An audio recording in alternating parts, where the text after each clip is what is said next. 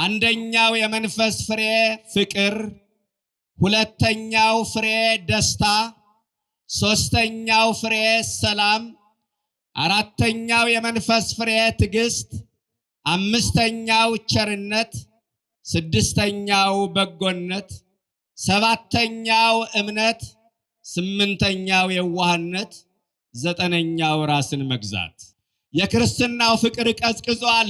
ለክርስቶስ ያለን ፍቅር እንደ ብረት ቀዝቅዞብናል። ለኳስ ያለን ፍቅር ለክርስቶስ ብናውለው ዓለምን ንቀን እንሄድ ነበረ። እኔ በዚህ ልክ ኳስ ጣዖት መሆኑን ያወቅኩት ሰሞኑን ብቻ ነው። ኦርቶዶክሳውያን አንድ የሆነ ቡድን አሸነፈ ተብሎ ደጋፊዎቹ አቅላቸውን የሳቱ አሉ። መሬት ላይ የተንፈራፈሩ አሉ። ከደስታቸው ብዛት የተነሳ ጨርቃቸውን የቀደዱ አሉ። ያለቀሱ አሉ። ስለት የተሳሉ ሰዎች አሉ። አረ ምን አለ ጣዖት የሆነባቸው ነገር እንዲለቃቸው ቢሳሉ። ለምንድነው ለክርስቶስ ያለን ፍቅር ቀዝቃዛ የሆነብን ታዲያ? ወበእንቲአክሙ ይጸርፉ አሕዛብ ላይ ረስመ እግዚአብሔር፣ በእናንተ ምክንያት አሕዛብ የእግዚአብሔርን ስም ይሳደባሉ። በስመ አብ የተዋህዶ ልጆች ቁጥራችሁ ብዙ ነውና ድምጻችሁ ይሰማ። በስመ አብ ወወልድ ወመንፈስ ቅዱስ አሃዱ አምላክ አሜን።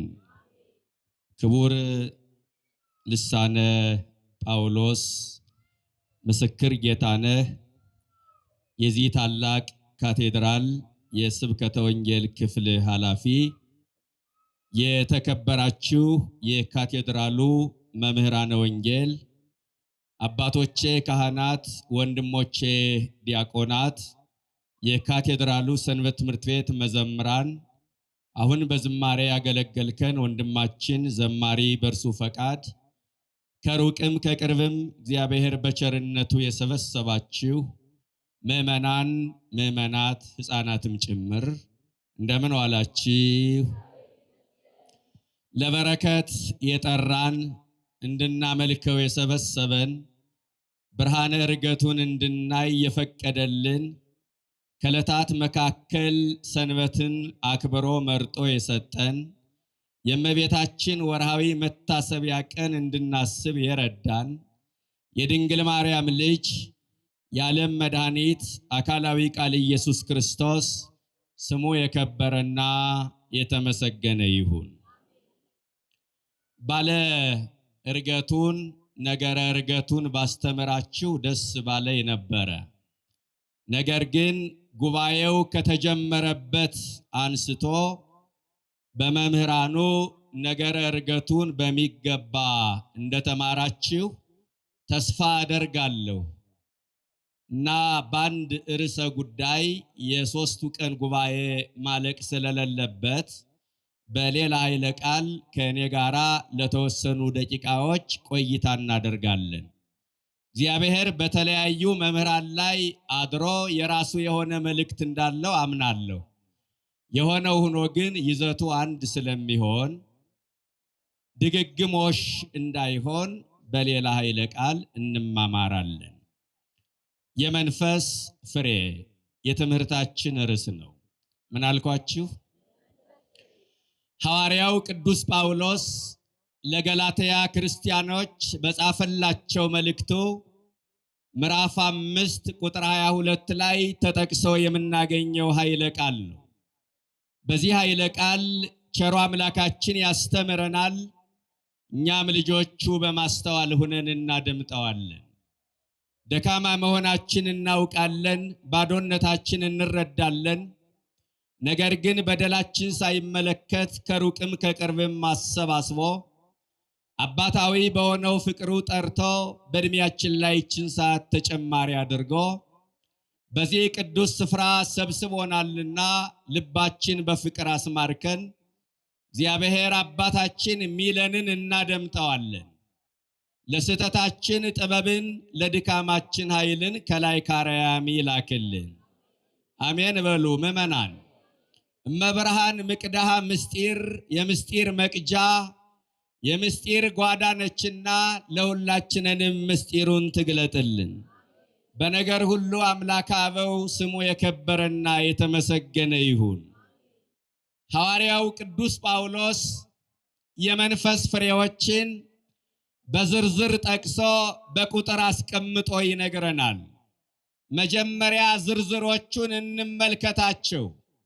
አንደኛው የመንፈስ ፍሬ ፍቅር፣ ሁለተኛው ፍሬ ደስታ፣ ሶስተኛው ፍሬ ሰላም፣ አራተኛው የመንፈስ ፍሬ ትዕግስት፣ አምስተኛው ቸርነት፣ ስድስተኛው በጎነት፣ ሰባተኛው እምነት፣ ስምንተኛው የዋህነት፣ ዘጠነኛው ራስን መግዛት። ስለ ቃሉ የእግዚአብሔር ስም የተመሰገነ ይሁን። የትምህርቱ መሰረታዊ ሐሳብ እነዚህ ፍሬዎች እስካሁን ካሉን እሰየው ነው፣ ከሌሉን ግን በቀጣይ እንድናፈራ ማስገንዘብ ነው። በተጨማሪም መንፈስ ቅዱስ በእኛ የሚሰራው እነዚህ ፍሬዎች በሕይወታችን ሲገለጡ እንደሆነ ማስገንዘብ ነው። ኦርቶዶክሳውያን የመንፈስ ፍሬዎች የእውነተኛ ክርስቲያኖች መታወቂያ ናቸው። የመንፈስ ፍሬዎች የእውነተኛ አማኞች መገለጫ ናቸው። የመንፈስ ፍሬዎች የመንፈሳውያን ሰዎች ማረጋገጫ ናቸው። የመንፈስ ፍሬዎች መንፈስ ቅዱስ ያደረበት ሰው ምልክቶች ናቸው። የመንፈስ ፍሬዎች የተዋህዶ ልጆች ማህተም ናቸው። ኦርቶዶክሳውያን ሁሉም ዛፍ ቅጠሉ አረንጓዴ ነው። ነገር ግን የብርቱካንም ሆነ የማንጎ ዛፍ መሆኑን ማረጋገጥ የምንችለው በፍሬው ነው። ክርስቲያኖች ክርስትናቸው የሚለካው በእነዚህ ፍሬዎች ነው። ፖሊስ የደንብ ልብስ ሳይለብስ መለዮ ሳይኖረው ፖሊስ መሆኑን ማረጋገጥ የምንችለው በመታወቂያው ነው። አንድ ክርስቲያን ክርስትናው የሚረጋገጠው እነዚህ ፍሬዎች በሕይወቱ መገለጥ ከቻሉ ብቻ ነው። ክርስቲያኖች የመንፈስ ቅዱስ ጸጋና የመንፈስ ቅዱስ ፍሬ በራሱ ሁለቱ የተለያዩ ናቸው። የመንፈስ ቅዱስ ጸጋ መስበክ ሊሆን ይችላል፣ መዘመር ሊሆን ይችላል፣ መተርጎም፣ መቀኘት፣ ማመስጠር፣ መቀደስ፣ ከዛም ሲያልፍ የታመመ መፈወስ፣ አጋንንትን ማባረር፣ መናፍስትን መለየት፣ ታምር ማድረግ ሐዋርያው እንደነገረን የጸጋ ስጦታዎችን አንደኛ ቆሮንቶስ ምዕራፍ 12 ቁጥር 8 ላይ እንደተመዘገበው የመንፈስ ቅዱስ ጸጋ ይታደሉታል እንጂ አይታገሉትም። የመንፈስ ፍሬዎችን እያንዳንዱ ክርስቲያን የማፍራት ግዴታ አለበት። ይህ ግዴታ ነው፣ የውዴታ ሳይሆን የግዴታ። መድኃኔ ዓለም ለፍርድ ሲመጣ ጸጋህ ምንድነው ብሎ አይጠይቀንም። ምን አፈራህ ነው ጥያቄው። ስለዚህ እያንዳንዱ ክርስቲያን የመንፈስ ፍሬዎችን የማፍራት ግዴታ አለበት። ሀገር እንደ ሀገር፣ ቤተ ክርስቲያን እንደ ቤተ ክርስቲያን እንድትቀጥል ከታሰበ ትውልዱ እነዚህን ፍሬዎች ማፍራት መቻል አለበት። አሁን ሀገር ላይ የምናየው የማያባራ ሰቆቃ የእነዚህ ፍሬዎች የመጥፋት ውጤት ነው፣ ሌላ እንዳይመስላችሁ። ይህንን ማስተዋል አለብን ኦርቶዶክሳውያን። ይሄ ትምህርት የሚመለከተው ሁሉንም ጭምር ነው። ይሄ ትምህርት የማይዳስሰው አካል የለም። አንዳንድ ርዕሰ ጉዳይ ምናልባት ይሄ ትምህርት ለነገሌ የነበረ እነሱ ቢኖሩ እንል ይሆናል። ይሄ ትምህርት ግን ሁሉንም የሚዳስስ ነው። ለምን ካላችሁኝ አንዱ ጋር ፍቅር የለም፣ ሌላው ጋር ደስታ የለም። አንዱ ጋር ሰላም የለም፣ ሌላው ጋር ትዕግስት የለም፣ ሌላው ጋር ቸርነት የለም። እንዲህ እያለ ይቀጥላል። ስለዚህ ሁላችንንም የሚመለከት አገልግሎት ነው። የመንፈስ ፍሬዎች የሚጠቅሙን መንግስቱን ለመውረስ ብቻ አይደለም፣ ለማህበራዊ ኑሮም ዋስትናም ጭምር ናቸው። ይህንን ተረዱልኝ።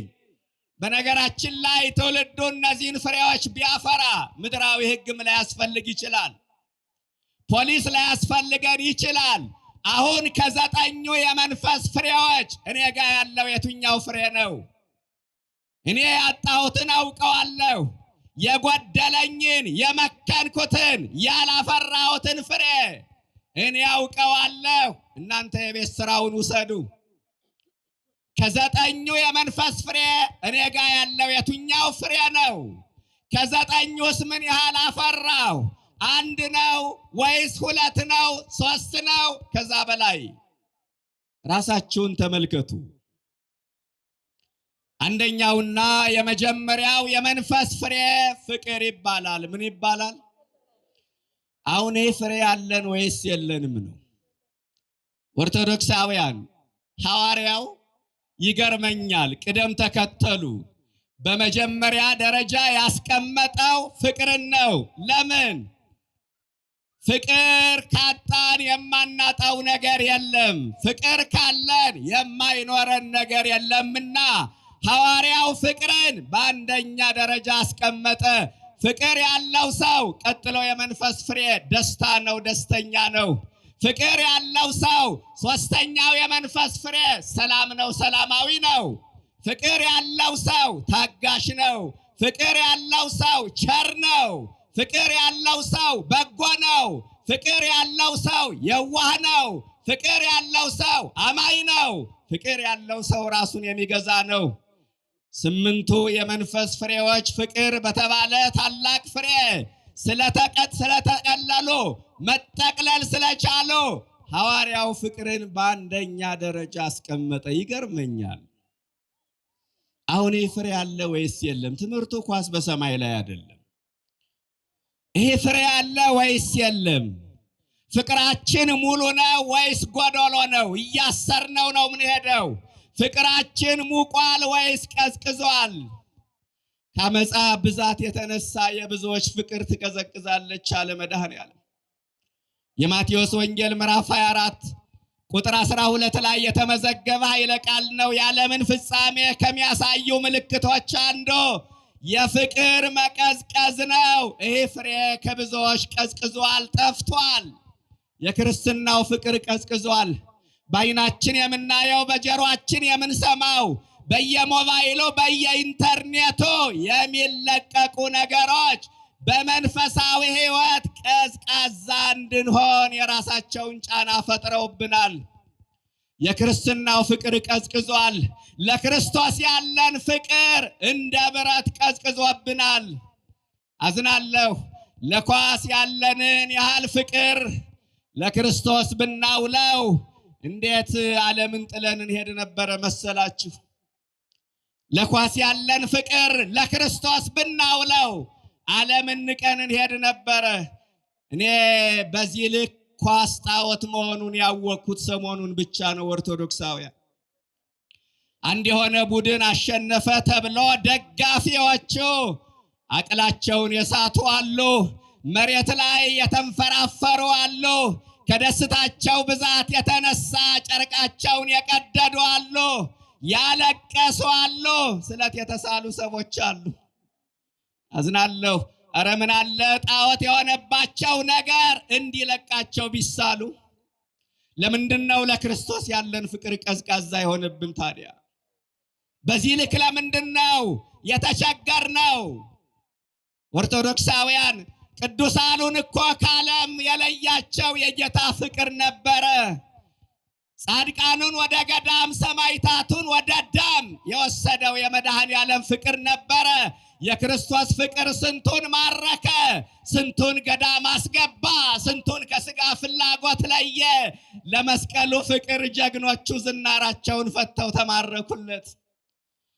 ለመስቀሉ ፍቅር ነገስታቱ ካባቸውን አሽቀንጥረው አክሊላቸውን ወርውረው ገዳም ገቡለት። ለጌታ ፍቅር ባለሀብቶች ሀብታቸውን ሰጠው መነኑለት። ለጌታ ፍቅር ብዙዎቹ ብዙ ነገር ሆኑለት። መሪ ቃላቸው መንፈሳዊ መፈክራቸው ከክርስቶስ ፍቅር ማን ይለየናል የሚል ነበር። እኛ ብዙ ነገር ለየን፣ ኳሱ ለየን፣ ጥቅም ለየን፣ ፌስቡክ ለየን፣ ወሬ ለየን። ሰይፍ ሳይመዘዝበት የካደ ትውልድ አለ። ሰይፍ ሳይመዘዝበት መድኃኔዓለም ፍቅሩን ያድለን። በእውነት አንዳንድ ጊዜ በጣም ተራ እኔ ኳስ ማየት ኃጢአት ነው እያልኳቸው አይደለም፣ ጽድቅም አይደለም፣ ኃጢአትም አይደለም። ጣዖት ከሆነብን ግን ኃጢአት ይሆናል ወገኖቼ። ያውን ለእናንተ አይደለም፣ ግን ጣዖት ሆኖባቸው ለተቸገሩ ሰዎች ነው። እናንተማ ይህንን ጣዖት አሸንፋችሁ ጣዖቱን ሰብራችሁ በኪዳነ ምሕረት ደጅ ተገኝታችኋል። ክብርና ምስጋና ለመድኃኔዓለም ይድረሰው። የክርስቶስ ፍቅር አለን። ከሰዎች ጋር ያለን ፍቅርስ እንዴት ነው? ይሄ ፍሬ አለ የለም ነው ጥያቄው። የትዳሩ ፍቅር ቀዝቅዟል። የክርስትናው ፍቅር ቀዝቅዟል። ለጌታ ያለን ፍቅር ቀዝቅዟል። ከሰዎች ጋር ያለን የፍቅር ግንኙነት ቀዝቅዟል። አሁን እንደ እንጀራ የራበን እንደ ውሃ የጠማን ዳገት የሆነብን ነገር ምንድነው? ፍቅር ነው። ፍቅር እኮ ሰውና እግዚአብሔር የሚገናኙበት መንገድ ነበረ።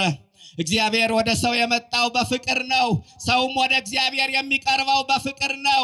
የክርስትና ሃይማኖት መሰረቱ ክርስቶስ ነው። መገለጫው ፍቅር ነው።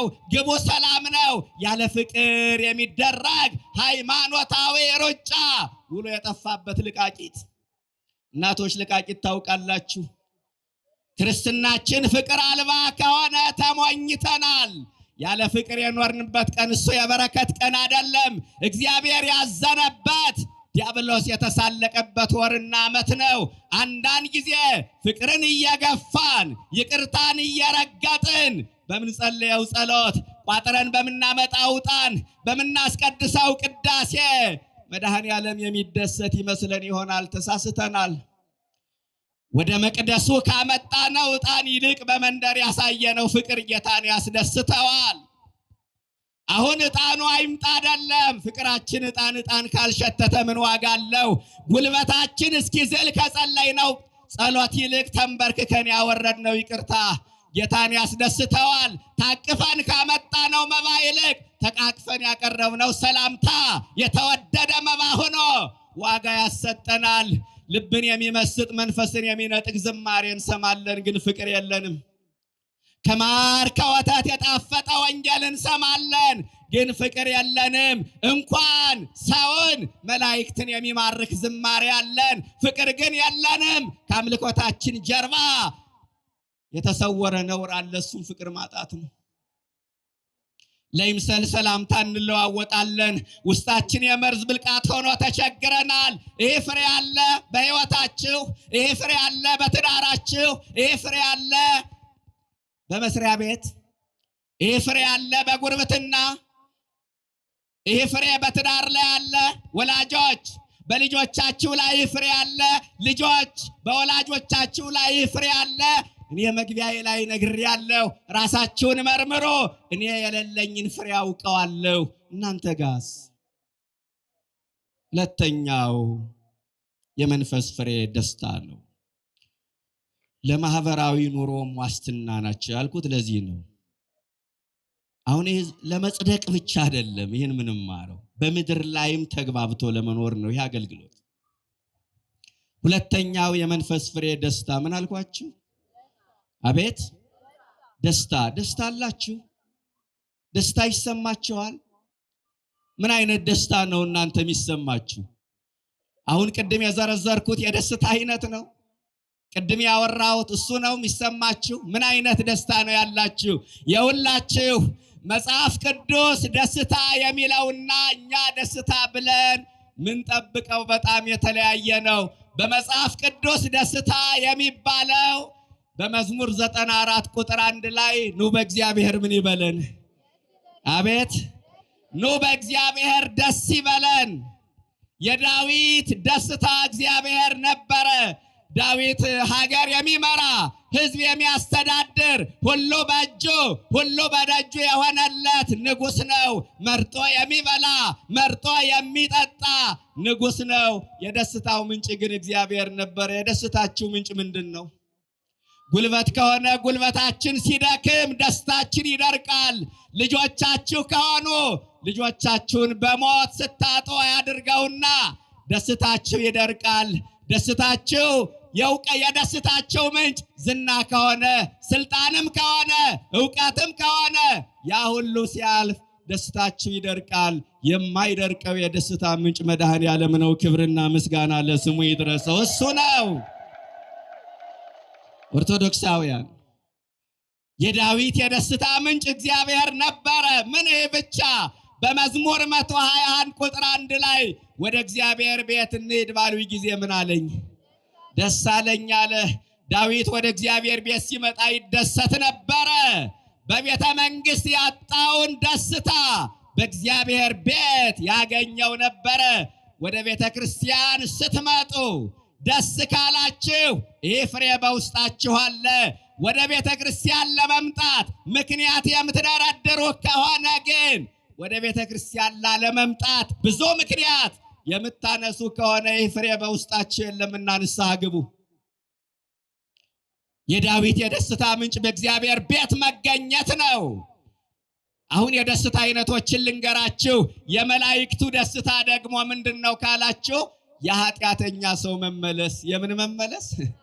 ይገርማል። የሉቃስ ወንጌል ምዕራፍ 15 ቁጥር 7 ላይ ንስሐ በሚገባ በአንድ ኃጢአተኛ የሰማይ መላእክት ሳይቀር ይደሰታሉ። የመላእክቱ ደስታ የኃጢአተኛ ሰው ንስሐ መግባት ነው። ምዕመናን የእኛ ንስሐ መግባት መላእክትን የሚያስደስት ከሆነ ገብርኤልን ደስ ይበለው ብላችሁ ንስሐ ግቡ። ሚካኤልን ደስ ይበለው ብለን ንስሐ እንግባ። የመላእክቱ ደስታ የእኛ መመለስ፣ የድንግል ማርያም ደስታ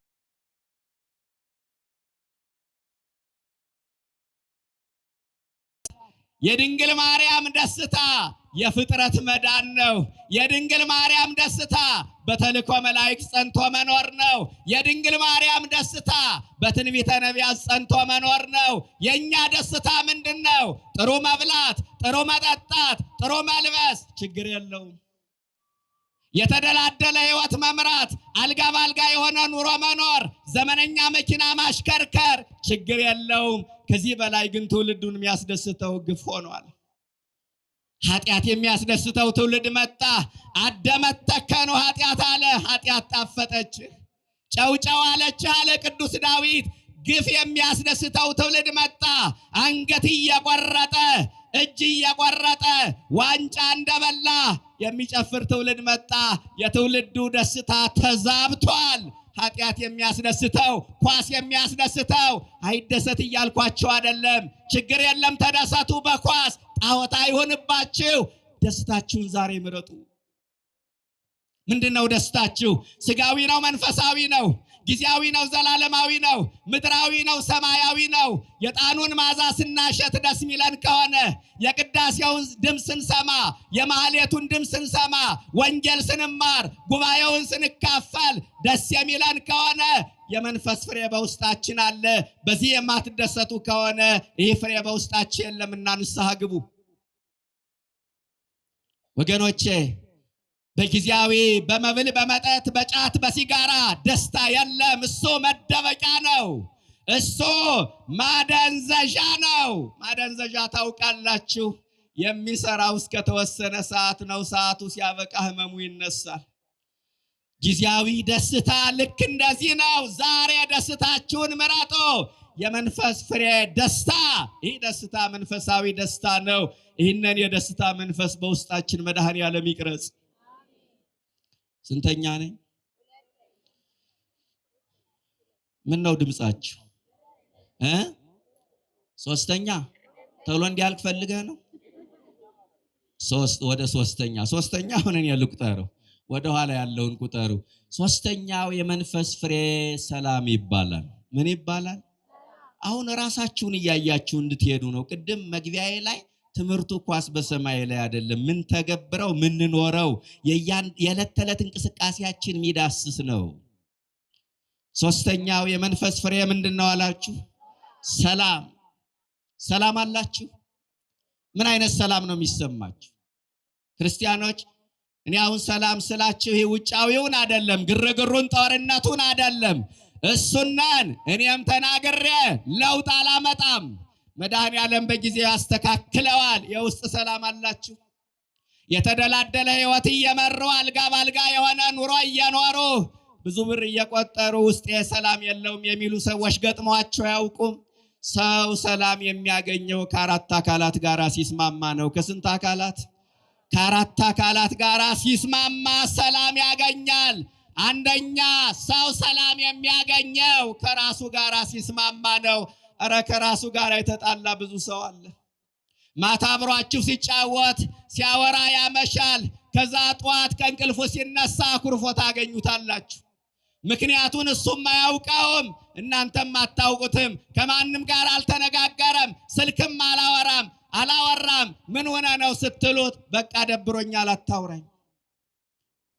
ከራሱ ጋር የሚጣላ ሰው አለ። ሰው ሰላም የሚያጣው ከራሱ ጋር ሲጣላ ነው።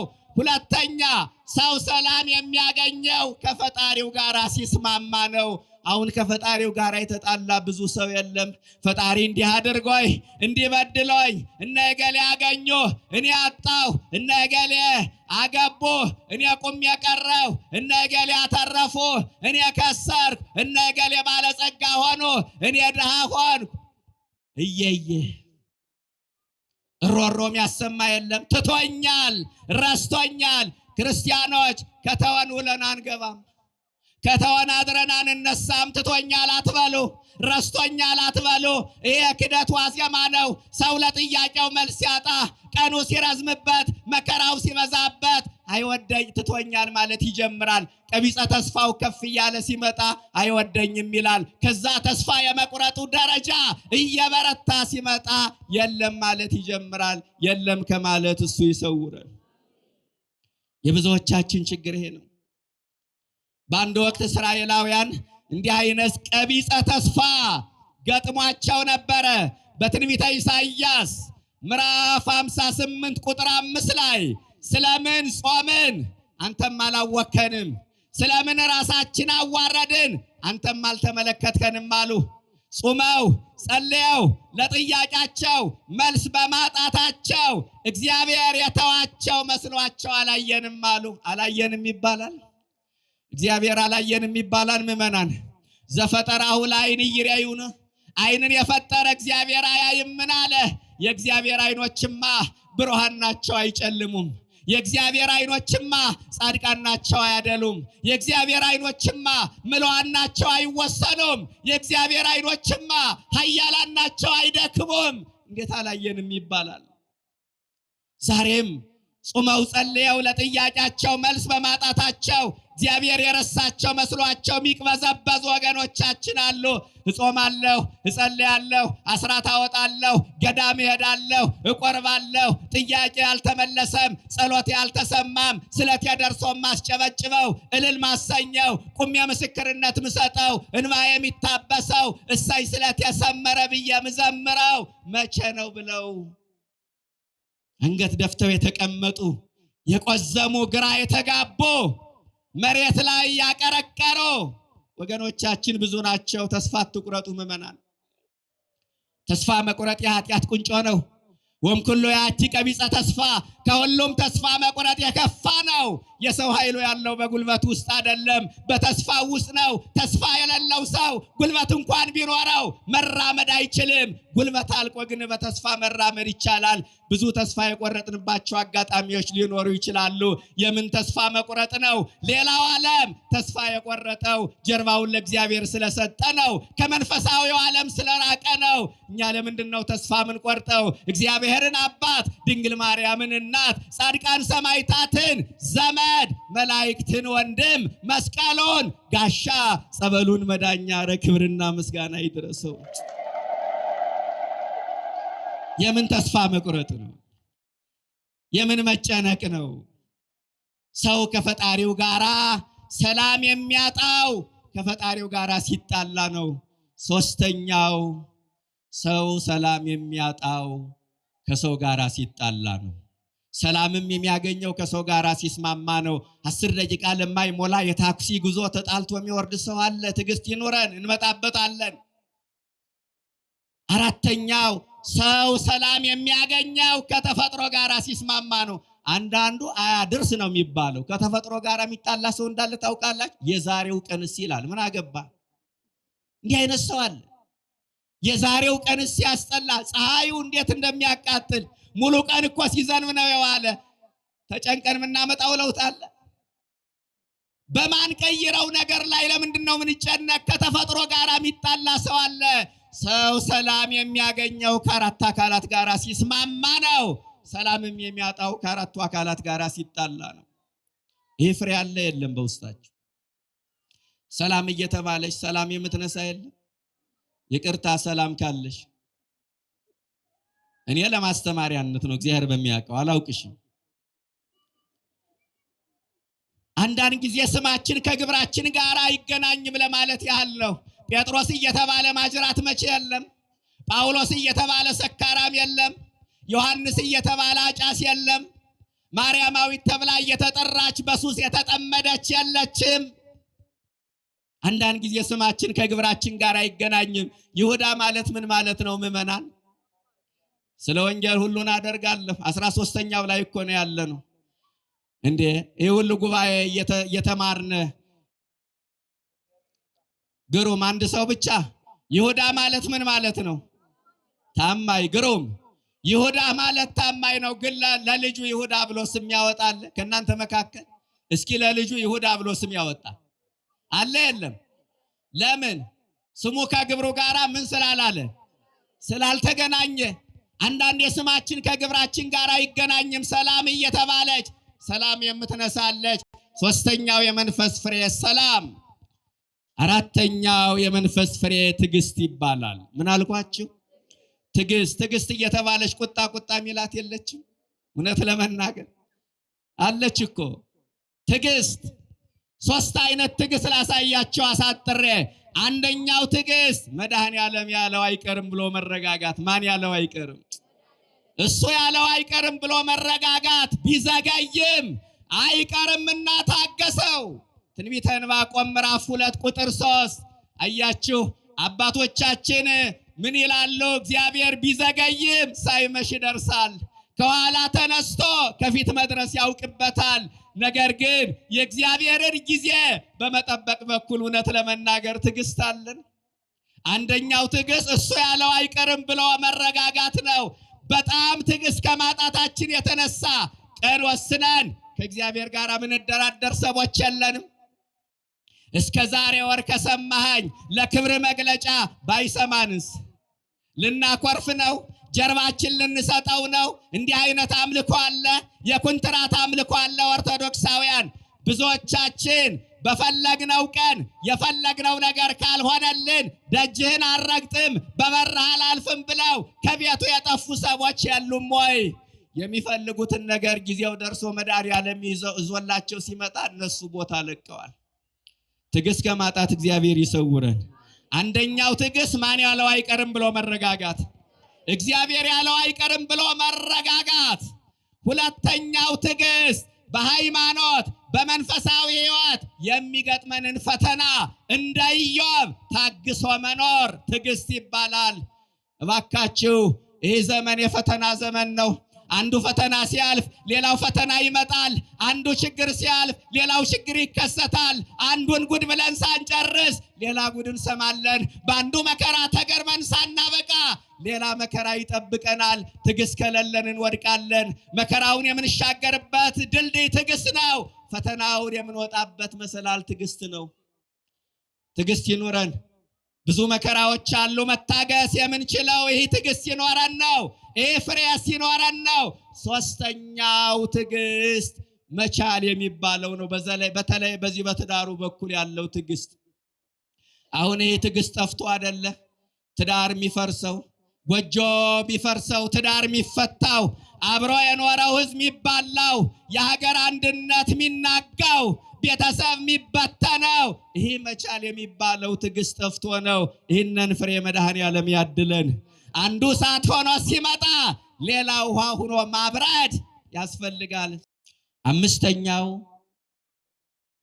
ቸርነት። ቸርነት እየተባለ ቋጣሪ የለም። እንደው ይቅርታ አደራ አደራ። ቸርነት በግዙ ምጽዋት ይለዋል። ቸርነት ይህ ፍሬ አለ። የተራበ ማብላት፣ የተጠማ ማጠጣት፣ የተራቆተ ማልበስ፣ የተቸገረ መርዳት ቸርነት ማለት ይሄ ነው። በተለይ ዘመን ቸርነት የምናደርግበት ወቅት ነው። በረሃብ ምክንያት አደባባይ የወጡ፣ በረሃብ ምክንያት መንገድ ላይ የተቀመጡ፣ በረሃብ ምክንያት በየተቋማቱ የተጠለሉ ረሃብተኞችን ቤት ይቁጠራቸው። በረሃብ ምክንያት መኖር ያልጀመሩ ሕፃናት እንደ ቅጠል ረግፈዋል። በረሃብ ምክንያት የእናቶቻቸውን ደረቅ ጡት ጨብጠው የሚያድሩ ሕፃናት አሉ። እባካችሁ መድኃኔዓለም ወገኖቼ፣ አቅሙ ካላችሁ ድሆችን እንጀራ ብሏቸው፣ ዳቦ ገዝታችሁ ስጧቸው። መድኃኔዓለም ለፍርድ ሲመጣ ስላነበብናቸው መጻሕፍት ስለ እያንዳንዳችን የእውቀት ደረጃ፣ የነገረ መለኮት እውቀታችን፣ የአብነት ትምህርት ቤት እውቀታችን፣ ማረጋችን፣ ስልጣናችን ጥያቄ ሆኖ አይነሳም። የሚቀርበው አይቴ ነበርኪ ምን ተገበርኪ ነው። ምን ሰራሽ? ምን አደረክ? ተርቤ አብልተኸኛል ወይ? ተጠምቼ አጠጥተኸኛል ወይ? ታርዤ አልብሰኸኛል ወይ? እነዚህ ስድስቱ ቃላት ሲጠቀለሉ ምጽዋት ላይ ያተኮሩ ናቸው። ከፈጣሪ ጋር መታረቂያ መንገዱ ምጽዋት ነው። ምዕመናን፣ የእውነት መድረክ ነው። እውነቱን እንንገራችሁ ካላችሁ ሳሰጧቱ አሉ። ከእግዚአብሔር ጋር የምንታረቅበት ትልቁ መንገድ ምጽዋት። በዚህ በትንቢተ ዳንኤል ምዕራፍ 2 ቁጥር 42 ላይ ያለው ቃል ልቤን ይነካዋል። በአንድ ወቅት ናቡከደነጾር ህልም አለመና ህልሙን የሚተረጉምለት አጥቶ ተረባበሸ። መጨረሻ ላይ ዳንኤልን አገኘው። ዳንኤል ተረጎመለትና መፍትሄው ምንድነው ሲለው አብዝተ በመመጽወት በደልህን አስቀራለሁ። ምን አለው? አብዝተ በመመጽወት በደልህን አስቀራለሁ። ብዙ ኃጢአት እንዲሰራይልን ከፈለግ ምጽዋት ላይ ስራ እንስራ። ይህ ፍሬ አለ። ጌታችን ኢየሱስ ክርስቶስ ቸርነትን የተማርነው ከጌታ ነው። አባታችሁ ሩሩ እንደሆነ እናንተም ሩሮች ሁኑ አለ። አባቶቻችን በፍትሐ መንፈሳዊ አንቀጽ 16 አንቀጸ ምጽዋት ይባላል። እስመ ውህበ ምጽዋት ወተሳይሎ እምና አምላክ ጠባያዊ፣ ለሰዎች ማዘን መራራት ከአምላክ የተገኘ ጠባይ ነው። ለሰዎች በራራን ቁጥር የአምላክን ባህሪ መጋራት ነው። ስንተኛ ነኝ? አቤት አንተ ዝም በል። 4 ይላል እዚህ ቁጭ ብሎ። ስንተኛ ነኝ? 5። እስቲ ወደ ኋላ። አንደኛው ምን አልኳችሁ? ሁለተኛ በአንድ ድምፅ ደስታ፣ ሶስተኛ ሰላም፣ አራተኛ ትዕግስት፣ አምስተኛ ልክነን ማለት ነው። ስድስተኛው ፍሬ በጎነት። በጎነት ምንድነው? ነገሮችን በቀና መንገድ ማየት። በጎነት ምንድነው? ነገሮችን አክሞ መስማት። በጎነት ምንድነው? እንዴት ወደቀ ሳይሆን እንዴት ላንሳው ማለት። በጎነት ምንድነው? እንዴት ተቸገረ ሳይሆን እንዴት ልርዳው ማለት። እኛ ገልብጠን ነው የምናየው፣ እኛ ዘግዝቀን ነው የምናየው። ስድስተኛው ይህ ነው ያለ ብዙ ማብራሪያ። ሰባተኛው የመንፈስ ፍሬ እምነት ይባላል። ምን አልኳችሁ? እምነትና ሃይማኖት በመሰረተ ሐሳብ አንዳንድ ጊዜ ልዩነት ይፈጥራሉ። በፍቺ ደረጃ አንድ ናቸው። ሃይማኖት እግዚአብሔር አለ ብሎ ማመን ነው። ማን አለ? እግዚአብሔር አንድ ሲሆን 3 ነው፣ 3 ሲሆን 1 ነው ብሎ ማመን ሃይማኖት ይባላል። እምነት ማለት እግዚአብሔር በእኔ ሕይወት ላይ ድንቅ ነገር ያደርጋል። ምን ያደርጋል? አብርሃምን የረዳ አምላክ እኔን ይረዳኛል። በአብርሃም ጓዳ የተገኘ አምላክ በእኔም ጓዳ ይገኛል። ይህ እምነት ይባላል። የተዘጋውን የሳራን ማኅፀን የከፈተ አምላክ የተዘጋብኝን ነገር ይከፍትልኛል። ይህ እምነት ይባላል። የተቆረጠውን ይቀጥልልኛል። ይሄ እምነት ይባላል። ኦርቶዶክሳውያን እምነት እግዚአብሔር በእኔ ሕይወት ላይ ድንቅ ነገር ያደርጋል ማለት ነው። እምነት በእግዚአብሔር ላይ መደገፍ ነው። እምነት ዓይንን በእግዚአብሔር ላይ ማንሳት ነው። ምን አልኳችሁ? ዓይንን በጌታ ላይ ማንሳት ልክ እንደ ጴጥሮስ ማቴዎስ 14 ላይ በባህር ላይ ጌታን አየውና ወደ አንተ እንድመጣ ፍቀድልኝ ሲለው ና አለው ጴጥሮስ። ከዛ ጌታን እያየ መጓዝ ጀመረ። መጨረሻ ላይ ዓይኑን ከጌታ ነሳና ባህሩን ማየት ሲጀምር መስጠም ጀመረ። ጴጥሮስ አንተ እምነት የጎደለህ አለና እጁን ይዞ መድኃኔዓለም ይዞ አወጣው። ጴጥሮስ አሁን አያቸው። እምነት ማለት ዓይንን በእግዚአብሔር ላይ ማሳረፍ ነው። የእምነት ማነስስ ዓይንን ከጌታ ላይ አንስቶ ባህሩን መመልከት ነው። ወገኖቼ ትልቁ እምነት ጌታን ማየት ነው። ምን አልኳችሁ? እሱን ማየት እምነት ነው። ሐዋርያትን ታስታውሱ የለ? ሰሞኑን እንደተማራችሁት ያረገውን እንዲቀና ብለው ይመለከቱ ነበረ። የተሰቀለውን ጌታ ተመልከቱ። የሞተውን የተነሳውን ጌታ እንመልከት። ዓለምን ካያችሁ ታብዳላችሁ። የጎረቤቶቻችሁን ኑሮና ምቾት፣ የተንጣለለውን ቤት፣ የሚያሽከረክሩትን ዘመነኛ መኪና ካያችሁ የኔ ዕጣ ፈንታ በስቃይ ኑሮ በስቃይ መሞት ነው እንዴ እያላችሁ ራሳችሁን ትረግማላችሁ። መድኃኔዓለምን ስታዩ ቁስሉን ስታዩ ቁስላችሁን ትረሳላችሁ። መከራውን ስታዩ መከራችሁን ትረሳላችሁ። ይቻለም እንደሆነ ሁለት አይነት ነገር ታሳየናለች። ጥሩ የሚበሉ ሰዎችን ባየንበት አይን ቆሻሻ ማጠራቀሚያ ገንዳ ላይ የብርቱካንና የማንጎ ፍራፍሬ እየለቀሙ የሚበሉ ሰዎችን ታያላችሁ። በተንጣለለ ቤት የሚኖሩ ሰዎችን ባየንበት አይን ነፋስ ገንጥሎ እንዳይወስዳት ላስቲክ በለበሰች ድንጋይ በተጫነች ደሳሳ ጎጆ የሚኖሩ ሰዎችን ታያላችሁ። ያም ደግሞ ደሳሳ ጎጆውም ጠፍቶ ሜዳ ላይ የፈሰሱ ሰዎችን ታያላችሁ። መድኃኔዓለምን ስታዩ መጽናናት ትጀምራላችሁ። እምነት ማለት እሱን ማየት ነው፣ በሱ መደገፍ ነው። ጴጥሮስ ጌታን እያየ ሲሄድ በባህሩ ላይ ተረማመደ። ዓይኑን ከጌታ ሲያነሳ መስጠም ጀመረ። ጴጥሮስ በባህር ላይም ሂዷል፣ እንደገና ሰጥሟል። ለምን በባህር ላይ ሄደ? ለምን ሰጠመ ነው ነገሩ። ለምን ሰጠመ? ለምን በባህር ላይ ሄደ? ጌታን እያየ ነበር የሚሄደው። ለምን ሰጠመ? ወዲያው ጴጥሮስ አንድ ነገር በሐሳቡ መጣ። ባህሩን ያውቀዋል፣ ጥልቀቱን ያውቀዋል። እዛ ገብቶ መውጣት እንደማይቻል ያውቃል። ባህር ውስጥ ያለውን አውሬ ያውቃል። የሚያውቀውና የሚያምነው ነገር ሲጋጭበት ጴጥሮስ ሰጠመ። አሁን የተቸገርነው እኛ እንዲህ አይደለ? ሳይንሱ የሚለን ነገር አለ፣ ቤተ ክርስቲያን የምትለን ነገር አለች። የምናምነውና የምናውቀው ነገር ሲቀላቀልብን እንቸገራለን፣ ይጋጭብናል። አንዳንዴ የሀገራችን ሰው ብርድና ሙቀት ሲቀላቀልበት ድራፍት መታኝ ይላል። የብዙዎቻችን አሁን ችግር ይሄ ነው። የምናውቀውና የምናምነው ነገር ይቀላቀልብናል። ስለዚህ እምነት ማለት ዓይንን በጌታ ላይ ማሳረፍ ነው። የእምነት ማነስ ዓይንን ከጌታ አንስቶ ዓለምን መመልከት ነው። እምነት በእግዚአብሔር ላይ መደገፍ ነው። ይህይስ ታምኖ በእግዚአብሔር እምታምኖ በጓለ እመሕያው። በሰው ከመታመን በእግዚአብሔር መታመን፣ ሰውን ተስፋ ከማድረግ እግዚአብሔርን ተስፋ ማድረግ ይቻላል። ይሄ ፍሬ አለ። ስንተኛ ነኝ? ሰባተኛ። ስምንተኛው ፍሬ የዋህነት። የዋህነት ምንድን ነው? አውቆ መተው። የዋህነት ምንድን ነው? ችሎ ማለፍ። የዋህነት ምንድን ነው? ተበድሎ እንዳልተበደሉ መሆን። የዋህነት ምንድን ነው? እኔ ባላየው መድኃኔዓለም ያየዋል ማለት። የዋህነት ምንድን ነው? እኔ ባልናገር መድኃኔዓለም ይናገርልኛል። የዋህነት እኔ ባልፈርድበት ፍርድ የማን ነው? የእግዚአብሔር ነው። እኔ ባልበቀለው በቀል የማን ነው? የዋህነት ይህ ነው። የዋህነት ሀዳጌ በቀል መሆን፣ ይቅር ባይ መሆን። ይህ ፍሬ አለ ወይ? የይቅርታ ፍሬ አለን ወይ? እውነት እንነጋገር። አንዳንዶቻችን ታርቀን እንኳን ቂመኛ ታራቂዎች ነን። ከታረቅን በኋላ እንኳን ቂመኛ ታራቂዎች አሉ። መምህር ገሌን እንዳይከፋቸው ነው እንጂ ቆይ እሰራልሃለሁ፣ ቄስ ገሌን ቅር እንዳይላቸው ብዬ ነው እንጂ አንቺንም ማሳይሻለሁ። እንዲህ አይነት ሰዎች አሉ።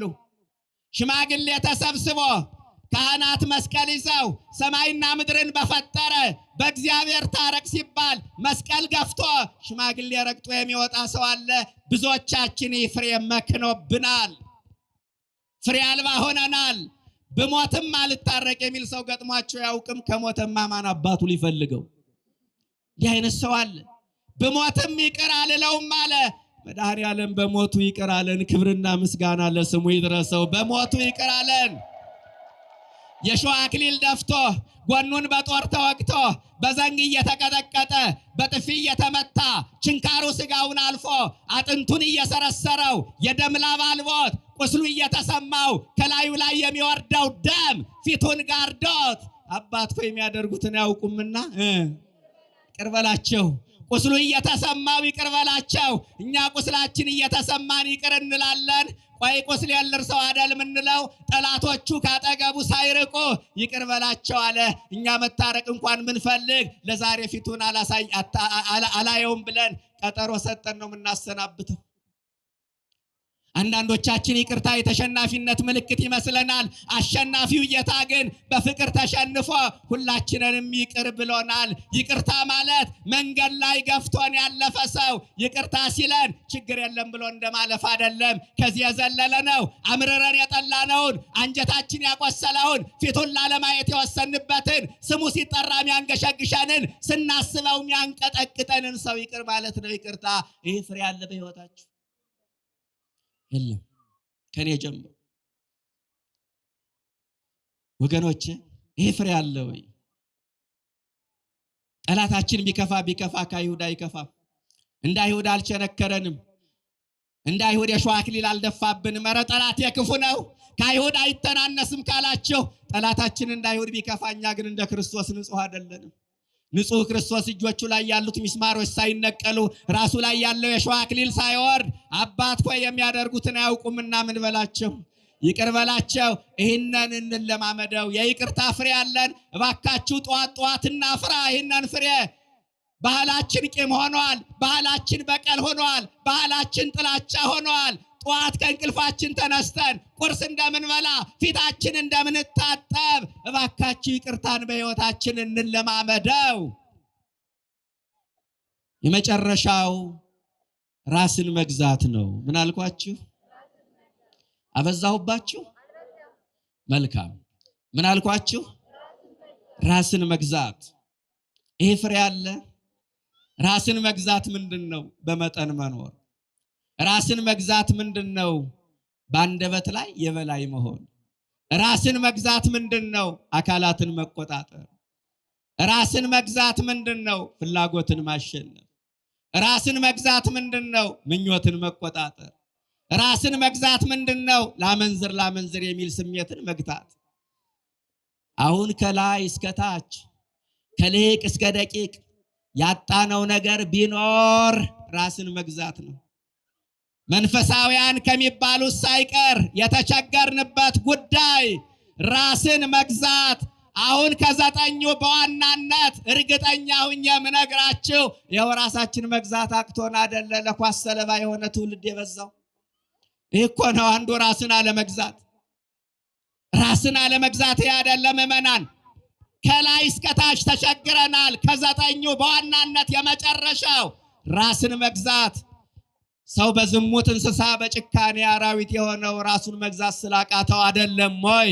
ኃጢአት እንደ ጽድቅ ነውር እንደ ቅድስና የተቆጠረው ልቅነት የተስፋፋው የሰው ልጅ ከክብር ወርዶ እንስሳትን የመሰለው ያልሰራውት ኃጢአት ምንድነው እያለ በየቀኑ የሚረክሰው ለምን ይመስላችኋል? ራስን መግዛት ስላቃተው አይደል እንዴ? የ7 ዓመት ሕፃን እንዲህ አይነት ሰው ደፈረ፣ የ80 ዓመት ሽማግሌ የማይገባ ነገር አደረገ የሚባለው ለምን ይመስላችኋል? ትውልዱ ራሱን መግዛት ስላቃተው አይደለም ወይ? ከባህል ከወግ ከእሴት ያፈነገጡ ከሞራል ልዕልና የወረዱ ከሰውነት ባህሪ የወጡ ነውርን ጌጥ ያደረጉ ሰዎችን የምናየው ለምን ይመስላችኋል? በጓዳ አልበቃ ብሎ በአደባባይ ሰዎች ነውርን የሚፈጽሙት ለምን ይመስላችኋል? ራስን መግዛት ስላቃታቸው አይደል እንዴ? በስጋዬ ይቀስፈኛል፣ በነፍሴ ይፈርድብኛል የማይሉ ሰዎች፣ እንዲህ ማሰብ ያቃታቸው ሰዎች የበዙት ለምን ይመስላችኋል? ትውልዱ ራሱን መግዛት ስላቃተው። እውነታው ይሄ ነው። ምዕመናን የሁላችሁ ራሱን የማይገዛ ሰው አታድርግ የተባለውን ያደርጋል፣ አድርግ የተባለውን ለማድረግ ፈቃደኛ አይደለም። ይህ ፍሬ አለ ወይስ የለንም? ሀገርን ከመግዛት ራስን መግዛት ይበልጣል ይላል ሲራክ። አዎ ራስን መግዛት ይበልጣል። ወገኖቼ ጨርሻለሁ።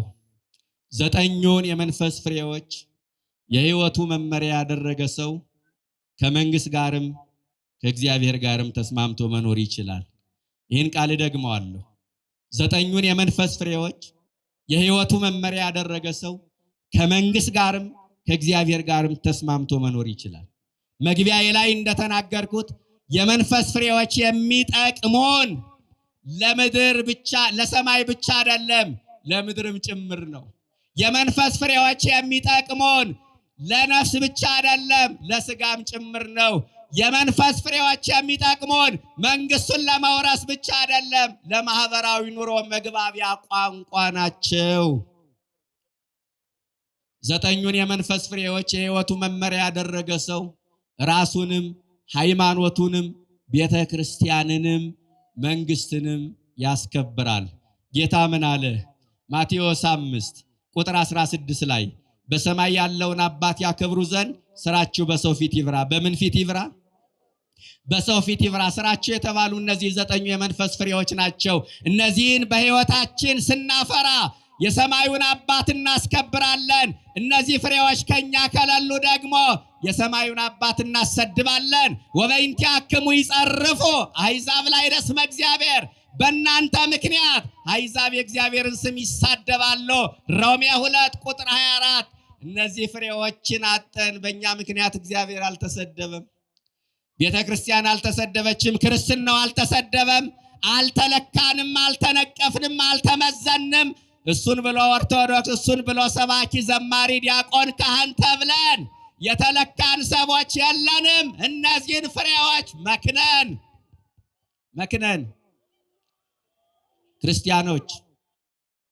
ክርስቲያኖች የሁላችሁ መንፈስ ቅዱስ ያደረበት ሰው ምልክቱ ፍቅር ነው። መንፈስ ቅዱስ ያደረበት ሰው ምልክቱ ሰላም ነው፣ ትዕግስት ነው፣ ቸር ነው፣ የዋህነት ነው፣ ራስን መግዛት ነው፣ እምነት ነው። ሐዋርያት መንፈስ ቅዱስን ተቀብለው የታመመ ፈውሰዋል፣ የሞተ አስነስተዋል፣ አጋንንትን አባረዋል፣ 71 ቋንቋ ተናግረዋል። ለሐዋርያት የወረደው መንፈስ በእኛም ወርዷል።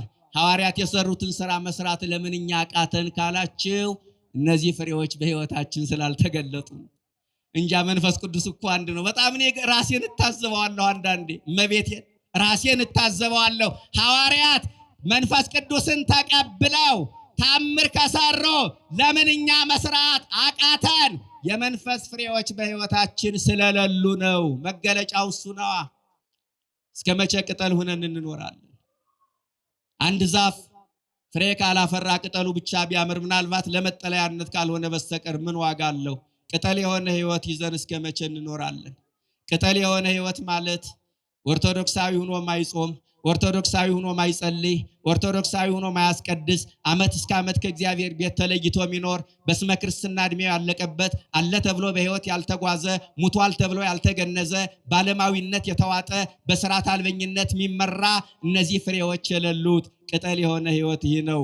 ቅጠል ከሆነ ሕይወት ወጠን ያለፈው ዘመን ይብቃ ብለን ክፉ ሥራችንን ረግመን እነዚህን ፍሬዎች አፍርተን ክርስትናችን በኑሮ እንድንገልጥ መድኃኔዓለም ይፍቀድልን። ይገርማችኋል፣ ስለኛ ይሄን ያህል ከተነጋገርን 1 ደቂቃ ብቻ ታገሱኝ። ዛሬ እመቤታችን ወርሃዊ መታሰቢያ ቀን አይደለ? ስለኛ ተነጋገርን አይደለ? እመቤታችን እነዚህ 9 ፍሬዎች በሕይወቷ ይነበቡ ነበር። ይገርመኛል። ምን አልኳችሁ? 9 የመንፈስ ፍሬዎች እመቤታችን ሕይወት ላይ በደንብ ይነበቡ ነበር፣ ይታዩ ነበር። አንደኛው ፍቅር ነው ብያችሁ የለ እመቤታችን በሕይወት ዘመኗ በፍቅር ነው የኖረች፣ ያውም ከጠላት ጋር እየኖረች። የፍቅር እናት ብቻ አይደለችም፣ ራሷ ፍቅር ነች ድንግል ማርያም። የፍቅር እናት ከመሆኗ ባሻገር ፍጹም ጥልቅ ፍቅር የነበራት፣ እንዲያውም ጥር 21 ቀንን ስናከብር ለሰው ልጆች ፍቅር ስትል ነው ራሷን ለሞት ያሳለፈች፣ ልክ እንደ ጌታ ማለት ነው። የሷ እንዲህ አይነት ፍሬ የፍቅር ፍሬ በሕይወቷ ይነበብ ነበረ። ሁለተኛው ምንድነው ያልነው? የመንፈስ ፍሬ ደስታ ነው አይደለ?